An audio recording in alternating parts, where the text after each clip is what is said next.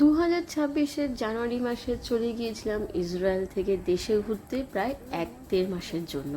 সেই সময় চলে গিয়েছিলাম ঝাড়গ্রামে। আর আমি এতটাই অলস প্রাণী যে তার ভিডিও 1 বছর পরে গিয়ে পোস্ট করছি। এনিওয়ে, দেরি করে হলেও পোস্ট তো করা হচ্ছে, এটাই মেন বক্তব্য। ঝাড়গ্রাম যাওয়ার পথে কিন্তু যে সবুজের সমারোহটা থাকে সেটা দিয়েই ভিডিও শুরু করলাম, কারণ ওটা দেখেই মনটা ভারী ভালো হয়ে গিয়েছিল। এতদিন পর দেশে ফিরে যদি সবুজের সমারোহ দেখা যায়, মন ভালো হওয়াটাই স্বাভাবিক। আমরা উঠে গিয়েছিলাম বেশ ভোরবেলা এবং ভোরে দাদার গাড়ি করে হু হু করে বেরিয়ে পড়েছিলাম ঝাড়গ্রামের উদ্দেশ্যে। দেখি আমার বাড়ির লোক কি বলছে। কেমন লাগছে ঘুরতে যাচ্ছ যে?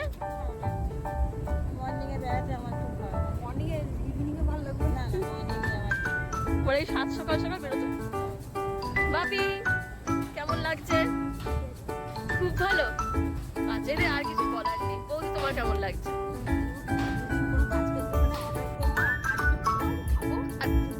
মানে এটাই মেন মোটিভেশন। এই যে সবাই মিলে সুন্দর ঘুরতে যাচ্ছি, আনন্দ করবো, 2-3 দিনের জন্য কোনো রকম টেনশন নেই।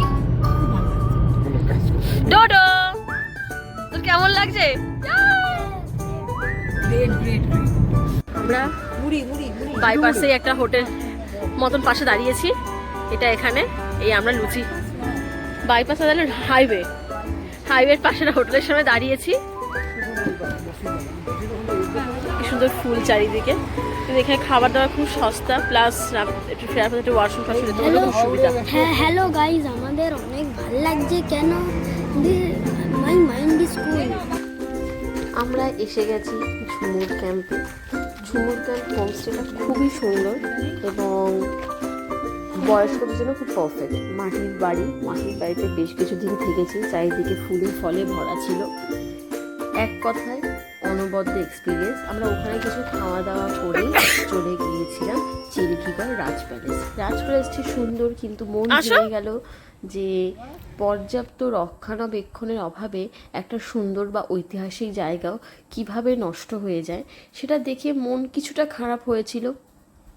এরপরে ঝাড়গ্রামের আরও বিভিন্ন জায়গা, যেমন তারাফেনী লেক, তারপর বিভিন্ন ফলস, ড্যাম, এগুলো ঘুরেছি। ঘোরার পরে আমরা গিয়েছিলাম আরও একটি ফলস ঘুরতে, যে ফলসটিতে মানে যেহেতু শীতকালে গিয়েছিলাম জল ডেফিনেটলি অনেকটা কম ছিল, স্টিল আমাদের দেখে ভালো লেগেছিল।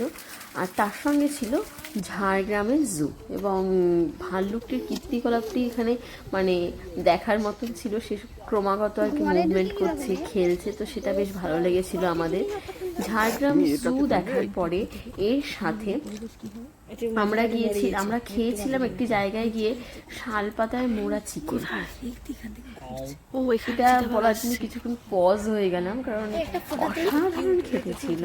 শাল পাতায় চিকেনের বিভিন্ন মশলাটাকে মেখে ম্যারিনেট করে এবং কম আঁচে ফেলে আমরা একটা ন্যানো ট্রেক করে উপরে টপ ভিউতে গেছিলাম। টপ ভিউ না, মন্দিরটি দেখেছিলাম, টপ ভিউ সময়ের অভাবে দেখতে পারিনি। এবং এই ন্যানো ট্রেকের অভিজ্ঞতাও দারুণ ছিল। আর এখানেই শেষ হয়েছিল আমাদের ঝাড়গ্রামের ট্রিপ। আজকের মতন ভিডিও এখানেই শেষ। টাটা।